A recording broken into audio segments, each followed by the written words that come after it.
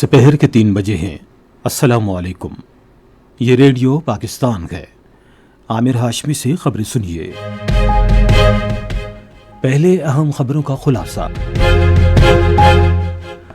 وزیر اعظم نے پاکستان ریلوے کے بڑے منصوبوں کی بروقت تکمیل کے لیے وفاقی اور صوبائی حکومتوں کو قریبی تعاون کے ساتھ کام کرنے کی ہدایت کی ہے۔ شہباز شریف نے کہا ہے کہ سرکاری اور نجی شعبے کے درمیان مضبوط شراکت داری معاشی ترقی کی ضمانت ہے۔ خصوصی سرمایہ کاری سہولت کونسل نے گزشتہ 3 برسوں کے دوران پاکستان کی معاشی ترقی میں اہم کردار ادا کیا ہے۔ عالمی ادارہ صحت نے پاکستان کی وزارت صحت کے ٹوبیکو کنٹرول سیل کو ورلڈ نو ٹوبیکو ڈے 2026 ایوارڈ سے نوازا ہے۔ پاک فوج کے زیر اہتمام سکردو میں دوسری مارکا حق سرفرنگا قومی میراتھن 2026 کا کامیاب انعقاد کیا گیا۔ اور خواتین کی سہ ملکی T20 کرکٹ سیریز میں آج ڈبلن میں پاکستان کا مقابلہ ویسٹ انڈیز سے ہوگا۔ اب خبریں تفصیل کے ساتھ۔ وزیر اعظم محمد شہباز شریف نے کہا ہے کہ پاکستان ریلوے کے میگا پروجیکٹس بالخصوص ML1، ML3 اور تھر کول ریل منصوبہ کی جلد تکمیل کے لیے وفاقی اور صوبائی حکومتیں باہمی تعاون سے کام کریں۔ وہ آج اسلام آباد میں پاکستان ریلوے کے ایک جائزہ اجلاس کی صدارت کر رہے تھے۔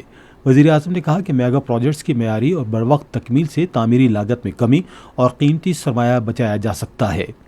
وزیر اعظم نے یقین دلایا کہ آئندہ بجٹ میں ریلوے کے میگا منصوبوں کے لیے بجٹ کی فراہمی یقینی بنائی جائے گی۔ انہوں نے کہا کہ فریٹ سروس میں سرمایہ کاری اور میگا منصوبوں کی بروقت تکمیل ریلوے کی پالیسی ترجیحات میں ہی ہونی چاہیے۔ شہباز شریف نے ہدایت کی کہ ریلوے کے جاری میگا منصوبوں میں مالی اور ادارہ جاتی انتظامات کی پیش کی منظوری کو یقینی بنایا جائے تاکہ منصوبوں کی تکمیل میں غیر ضروری تعطل و تاخیر سے بچا جا سکے۔ وزیر اعظم محمد شہباز شریف نے کہا ہے کہ آئندہ بجٹ میں عوام کو ریلیف فراہم کرنے کے لیے اقدامات شامل کیے جا رہے ہیں۔ وہ معروف صنعت کاروں اور ممتاز کاروباری شخصیات سے گفتگو کر رہے تھے جنہوں نے آج اسلام آباد میں ان سے ملاقات کی۔ وزیر اعظم نے کہا کہ حکومت اور نجی شعبے کے درمیان مضبوط شراکت داری معاشی ترقی کی ضمانت ہے۔ انہوں نے کہا کہ پاکستان کی معیشت سے متعلق پالیسی سازی میں کاروباری برادری سے مشاورت انتہائی اہمیت کی حامل ہے۔ شہباز شریف نے کہا کہ حکومت برآمدات پر مبنی معاشی ترقی کی راہ پر گامزن ہے اور یہی ہماری پالیسی کا محور ہے۔ وزیر اعظم نے کہا کہ حکومت ایسی صنعتوں کے فروغ کے لیے کوشاں ہے جن سے ملک کی پیداوار بڑھے، برآمدات میں اضافہ ہو اور ملازمتوں کے زیادہ سے زیادہ مواقع پیدا ہوں۔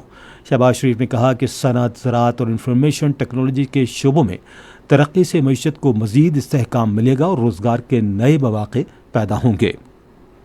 ملاقات کے دوران بریفنگ میں شرکاء کو بتایا گیا کہ ٹیکس مقدمات جلد نمٹانے کے لیے ٹیکس ٹریبونلز میں اصلاحات کی گئی ہیں جن میں انتہائی شفاف طریقہ کار کے ذریعے بھرتیاں کی گئی ہیں۔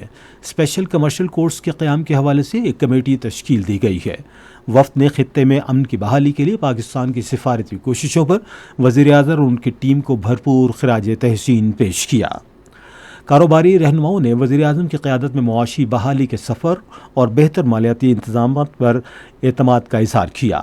انہوں نے ملک کی معیشت کو درست سمت میں گامزن کرنے اور کاروبار اور سرمایہ کاری کے لیے موزوں ماحول فراہم کرنے پر وزیر اعظم اور ان کی ٹیم کا شکریہ ادا کیا۔ ملاقات کے دوران کاروباری رہنماؤں نے قومی معیشت کی مضبوطی اور بجٹ کے حوالے سے اپنی تجاویز وزیر اعظم کو پیش کی اور معاشی بحالی اور ترقی کے لیے حکومت کے ساتھ مکمل تعاون جاری رکھنے کے عزم کا اظہار کیا۔ خیبر پختونخوا کے گورنر فیصل کریم کنڈی نے کہا ہے کہ ML1 ریلوے منصوبہ خیبر پختونخوا کے جنوبی اضلاع کی ترقی میں اہم سنگ میل ثابت ہوگا۔ انہوں نے اسلام آباد میں وزیر ریلوے حنیف عباسی سے گفتگو کے دوران کہا کہ ML1 ریلوے ٹریک سے جنوبی اضلاع میں تجارت، سرمایہ کاری اور روزگار کے نئے مواقع پیدا ہوں گے۔ گورنر نے منصوبے کی بروقت تکمیل کی اہمیت پر زور دیا۔ خصوصی سرمایہ کاری سہولت کونسل نے 3 برسوں میں معدنی شعبے میں سرمایہ کاری اور عالمی شراکت داری کے ذریعے ملک کی معیشت کی ترقی میں اہم کردار ادا کیا ہے۔ ریکوڈیک، سینڈک اور دیگر منصوبوں میں بہتری سے معدنی ترقی کے نئے دور کا آغاز ہوا ہے۔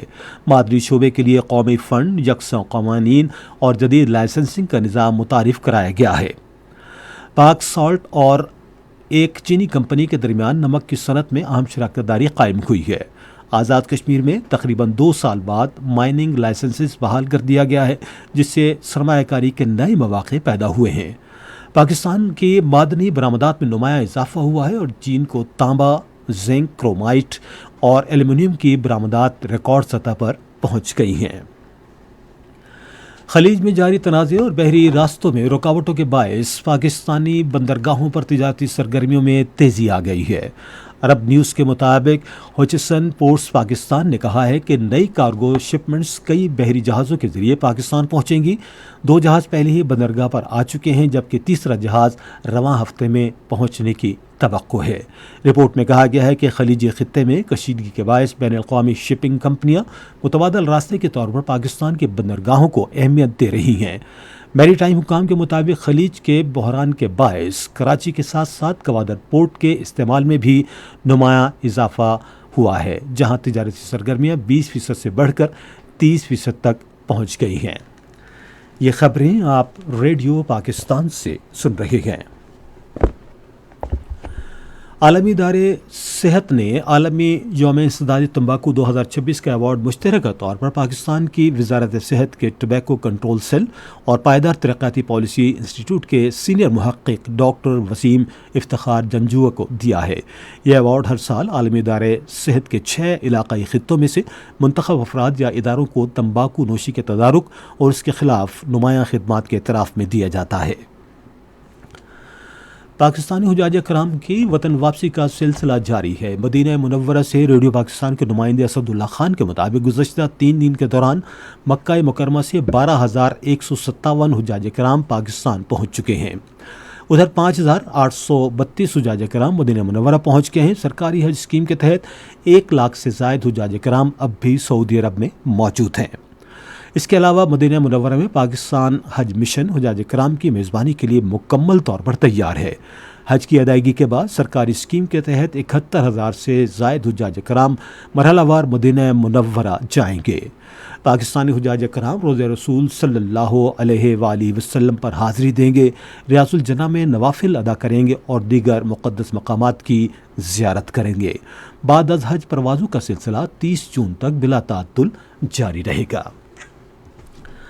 گورنر خیبر پختونخوا فیصل کریم کنڈے نے آزاد جموں کشمیر کے وزیر اعظم فیصل ممتاز راٹھور سے اسلام آباد میں ملاقات کی۔ ملاقات کے دوران قومی یکجہتی کے فروغ میں بین الاقوامی صوبائی ہم آہنگی مضبوط بنانے اور عوام کو درپیش مسائل کے حل سے متعلق تبادلہ خیال کیا گیا۔ دونوں رہنماؤں نے عوام کی زیادہ مؤثر انداز میں خدمت کے لیے باہمی تعاون مزید مضبوط بنانے اور قریبی رابطہ برقرار رکھنے کے عزم کا اعادہ کیا۔ خیبر پختونخوا میں گزشتہ 24 گھنٹے کے دوران بارش اور آندھی سے متعلق مختلف حادثات میں 2 افراد جاں بحق جبکہ 31 زخمی ہو گئے ہیں۔ صوبائی ڈیزاسٹر مینجمنٹ اتھارٹی کی رپورٹ کے مطابق پشاور میں ایک شخص آسمانی بجلی گرنے سے جاں بحق جبکہ ہنگو میں گھر کی چھت گرنے کے باعث ایک اور شخص کی جان چلی گئی۔ سیکریٹری محکمہ ریلیف کے مطابق امدادی سرگرمیوں کے لیے تمام متعلقہ محکمے باہمی تعاون سے کام کر رہے ہیں۔ پاک فوج کے زیر اہتمام سکردو میں مارکہ حق دوسری سرفرنگا نیشنل میراتھن 2026 کا کامیاب انعقاد کیا گیا۔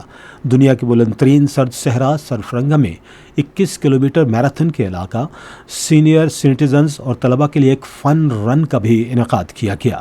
سرفرنگا نیشنل میراتھن میں گلگت بلتستان سمیت پورے پاکستان سے 1000 سے زائد ایتھلیٹس نے حصہ لیا۔ میراتھن میں پہلی پوزیشن حاصل کرنے والے ایتھلیٹ محمد اختر کو 10 لاکھ روپے نقد انعام اور تمغہ دیا گیا۔ خواتین کی سہ ملکی T20 سیریز میں آج ڈبلن میں پاکستان کا مقابلہ ویسٹ انڈیز سے ہوگا۔ میچ رات 8 بجے شروع ہوگا۔ اور اب موسم۔ محکمہ موسمیات کی پیشگوئی کے مطابق آئندہ 12 گھنٹے کے دوران خیبر پختونخوا، کشمیر، گلگت بلتستان، اسلام آباد اور پنجاب میں بعض مقامات پر شام اور رات کے اوقات میں مزلہ جزوی طور پر البرود رہنے، تیز ہوائیں چلنے اور گرج چمک کے ساتھ بارش متوقع ہے۔ اس دوران کہیں کہیں شدید بارش اور ژالہ باری بھی ہو سکتی ہے۔ ملک کے دیگر حصوں میں موسم گرم اور خشک جبکہ بلوچستان کے جنوبی اضلاع میں شدید گرم رہنے کا امکان ہے۔ آج ریکارڈ کیا گیا بعض بڑے شہروں کا درجہ حرارت: اسلام آباد، کراچی اور Quetta 36 degree centigrade, Lahore اور مظفر آباد 34، پشاور 35، گلگت 33، مری 25 جبکہ سری نگر 24، جموں 36 اور لیہ 12 ڈگری سینٹی گریڈ۔ اسی کے ساتھ خبریں ختم ہوئی. مزید خبروں اور تجزیوں کے لیے ہماری ویب سائٹ پر radio.gov.pk اور فیس بک کے link radio Pakistan news official پر براہ راست ویڈیو اسٹریمنگ بھی ملاحظہ کیجیے.